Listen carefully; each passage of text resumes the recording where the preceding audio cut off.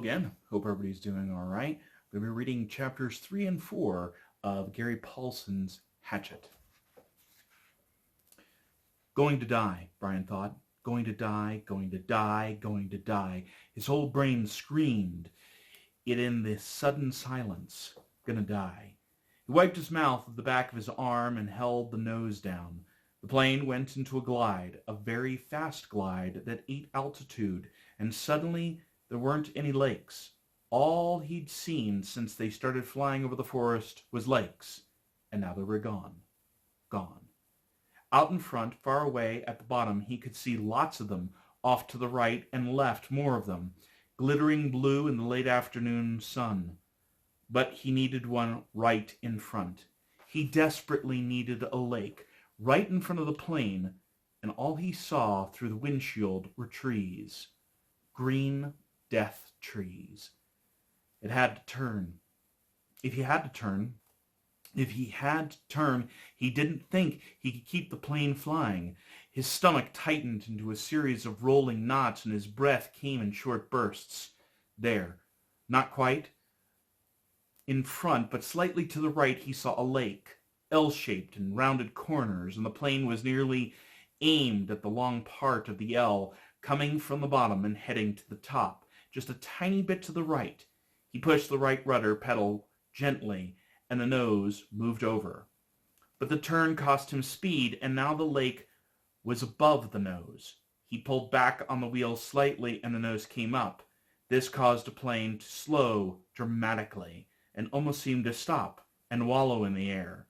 The controls became very loose-feeling and frightened Brian, making him push the wheel back in. This increased the speed a bit, but filled the windshield once more with nothing but trees and put the lake well above the nose and out of reach. For a space of 3 or 4 seconds, things seemed to hang, almost to stop. The plane was flying, but so slowly, it would never reach the lake. Brian looked out to the side and saw a small pond, and at the edge of the pond, some large animal, he thought a moose, standing out in the water. All so still-looking, so stopped.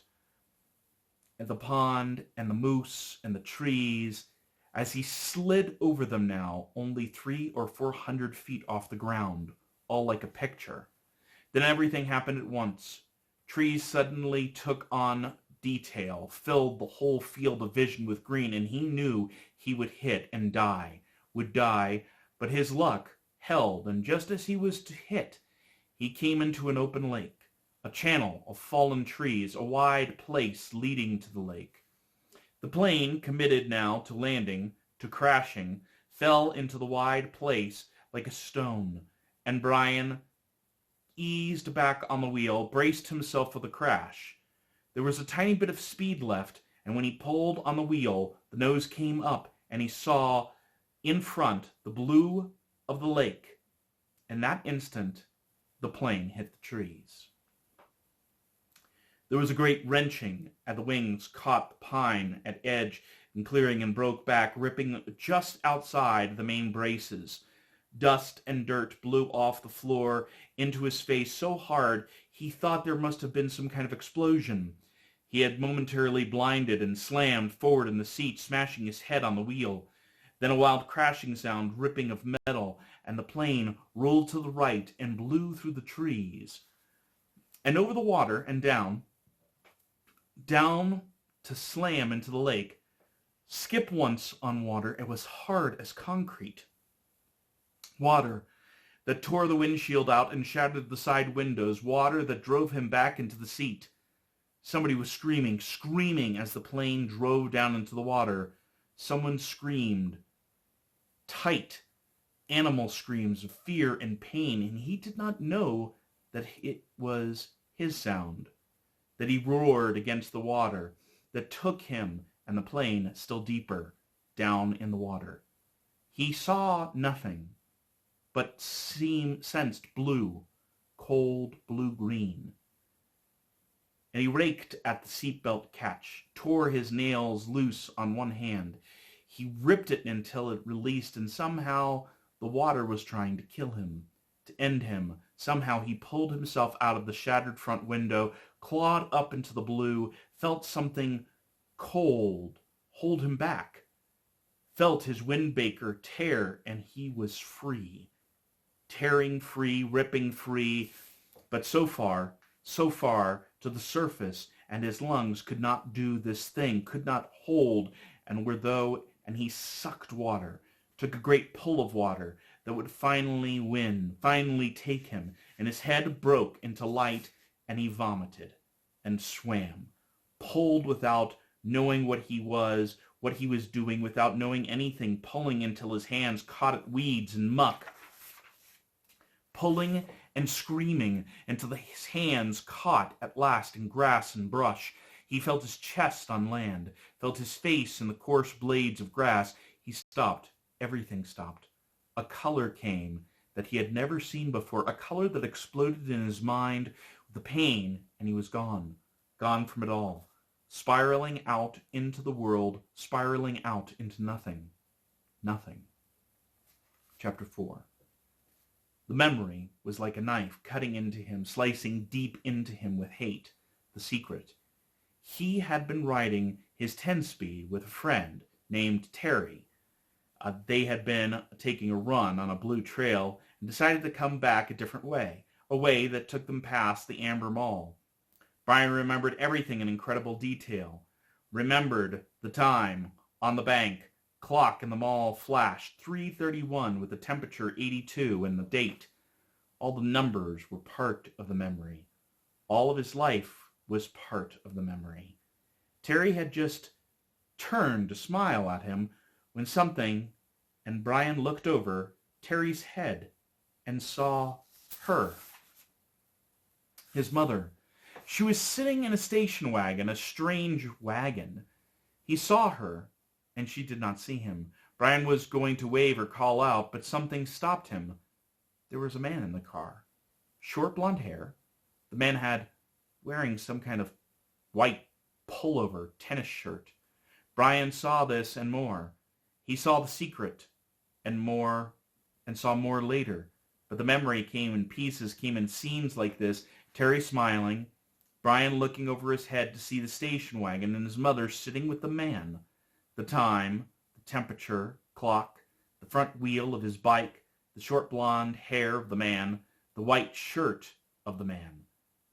The hot hate slices of memory were exact. The secret. Brian opened his eyes and screamed. For seconds, he did not know where he was, only that the crash was still happening and he was going to die, and he screamed until his breath was gone. Then silence, filled with sobs, as he pulled in air, half crying. How could it be so quiet? Moments ago there was nothing but noise, crashing and tearing, screaming, now quiet. Some birds were singing. How could birds be singing? His legs felt wet, and he raised up his hands and looked back down at them. They were in the lake. Strange. They went down into the water. He tried to move, but pain hammered into him and made his breath shorten into gasps, and he stopped, his legs still in the water. Pain. Memory. He turned again, and the sun across the water, late sun, cut into his eyes and made him turn away. It was over then, the crash. He was alive. The crash is over, and I am alive, he thought. Then his eyes closed, and he lowered his head for minutes. That seemed longer. When he opened them again, it was evening, and some of the sharp pain had abated. There were many dull aches, and the crash came to him, back to him fully. Into the trees and out onto the lake. The plane had crashed and sunk in the lake, and he had somehow pulled free. He raised himself and crawled out of the water, grunting with pain of movement. His legs were on fire, and his forehead felt as if somebody had been pounding on it with a hammer. But he could move. He pulled his legs out of the lake, crawled on his hands and knees until he was away from the wet, soft shore and near a small strand of brush of some kind. Then he went down, only this time to rest, to save something of himself. He lay on his side and put his head on his arm and closed his eyes because that was all he could do now, all he could think of being able to do. He closed his eyes and slept, dreamless, deep, and down. There was almost no light when he opened his eyes again. The moment of night was thick, and for a moment he began to panic again, to see the thought, to see is everything, and he could not see, but he turned his head without moving his body and saw that across the lake, the sky was a light gray, and the sun was starting to come up, and he remembered that it had been evening when he went to sleep. Must be morning now. He mumbled it, almost in a hoarse whisper, as the thickness of sleep left him, the world come back. He was still in pain, all over pain. His legs were cramped and drawn up, tight and aching, and his back hurt when he tried to move. Worst was a keening throb in his head, and pulsed with every beat of his heart. It seemed the whole crash had happened to his head. He rolled on his back and felt his sides and his legs moving things slowly. He rubbed his arms. Nothing seemed to be shattered or even sprained all that badly. When he was 9, he had plowed his small dirt bike into a parked car, broken his ankle, had to wear a cast for 8 weeks. There was nothing now like that. Nothing broken, just battered around a bit. His forehead felt massively swollen to the touch, almost like a mound out over his eyes, and it was so tender that his fingers grazed it he nearly cried. But there was nothing he could do about it, and the rest of him, it seemed to be bruised more than broken. I'm alive, he thought. I'm alive. Could have been different. There could have been death. I could have been done. Like the pilot, he thought suddenly. The pilot in the plane, down into the water, down into the blue water, strapped in the seat. He sat up, or tried to.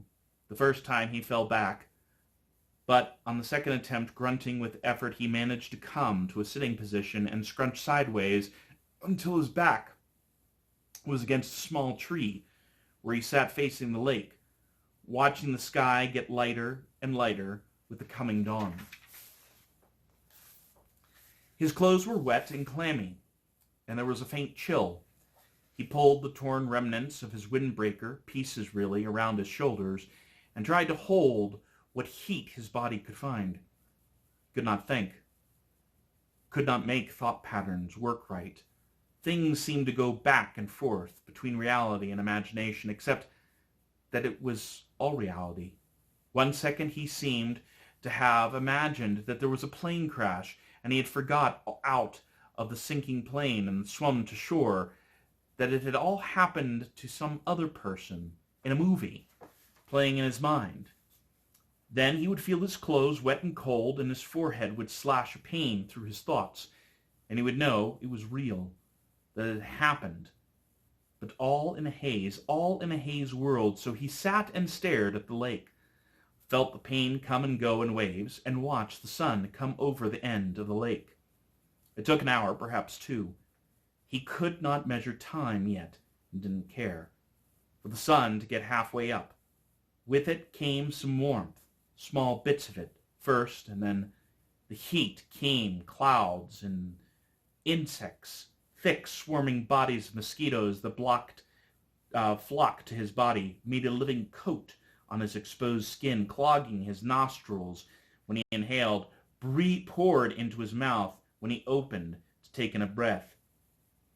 It was not possibly believable, not this.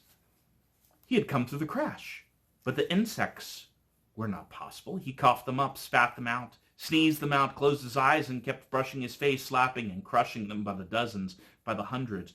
But as soon as he cleared a path, as soon as he killed them, more came. Black, whining, buzzing masses of them. Mosquitoes and some black flies he had never seen before, all biting, chewing, taking from him. In moments his eyes were swollen shut, and his face puffy and round to match his battered forehead. He pulled the torn piece of his windbreaker over his head and tried to shelter it, but the jacket was full of rips and didn't work. In desperation, he pulled his t-shirt to cover up his face, but that exposed the skin of his lower back, and the mosquitoes and flies attacked the new soft flesh of his back so viciously that he pulled the shirt down. In the end, he sat with the windbreaker pulled up, brushed with his hands, and took it almost crying in frustration and agony. There was nothing left to do. And when the sun was fully up and heating him directly, bringing the steam off his wet clothes and bathing him with warmth, the mosquitoes and flies disappeared, almost that suddenly. One minute, he was sitting in the middle of a swarm. The next, they were gone, and the sun was on him. Vampires, he thought. Apparently, they didn't like the deep of the night. Perhaps because it was too cool, and they couldn't take the direct sunlight. But in the gray time in the morning, when it became to get warm, and before the sun was full up and hot, he couldn't believe them. Never, in all the reading, in all the movies, had he watched on television about the outdoors, never once had they mentioned the mosquitoes or flies. All they ever showed on the naturalist shows was beautiful scenery, or animals jumping around, having a good time. No one ever mentioned mosquitoes and flies. Pulled himself up to a stand against the tree and stretched, bringing new aches and pains. His back muscles had been hurt as well. They almost seemed to tear when he stretched. And while the pain in his forehead seemed to be abating somewhat, just trying to stand made him weak enough to nearly collapse. The backs of his hands were puffy, and his eyes were almost swollen shut with the mosquitoes, and he saw everything, though through a narrow squint. Not that there was much to see, he thought. Scratching the bites in front of him lay the lake, deep and blue. He had a sudden picture of the plane sunk in the lake, down and down in the blue, with the pilot's body still strapped in the seat, his hair waving. He shook his head, more pain. That wasn't something to think about. He looked at his surroundings again. The lake stretched out slightly below him. He was at the base of the eye, looking at the long part, or the short part to his right. In the morning light and calm, the water was absolutely perfectly still. He could see the reflection of the trees at the other end of the lake. Upside down in the water, they seemed almost like another forest, an upside-down forest to match the real one. As he watched, a large bird, he thought it looked like a crow, but it seemed larger, flew from the top real forest, and the reflection bird matched it, both flying out over the water. Everything was green, so green, and went into him. The forest was largely made up of pines and spruce, with stands of some low brush, smeared here and there, and thick grass, and some other kind of very small brush all over. He couldn't identify most of it, except the evergreens, and some leafy trees he thought might be aspen. He'd seen pictures of aspens in the mountains on television. The country around the lake was moderately hilly, and the hills were small, almost hammocks. And there were very few rocks except to the left. There lay a rocky ridge that stuck out overlooking the lake about 20 feet high. If the plane had come down a little to the left, it would have hit the rocks and never made the lake. He would have been smashed, destroyed. The word came. I would have been destroyed and torn and smashed, driven into the rocks and destroyed. Luck, he thought. I have luck. I have good luck. But he knew that he was wrong. If he had good luck, his parents would have divorced because of the secret, and he wouldn't have been flying with a pilot who had a heart attack, and he wouldn't be here where he had to have good luck to keep from being destroyed. If you keep walking back from good luck, he thought, you'd come to bad luck. Shook his head again, wincing. Another thing not to think about.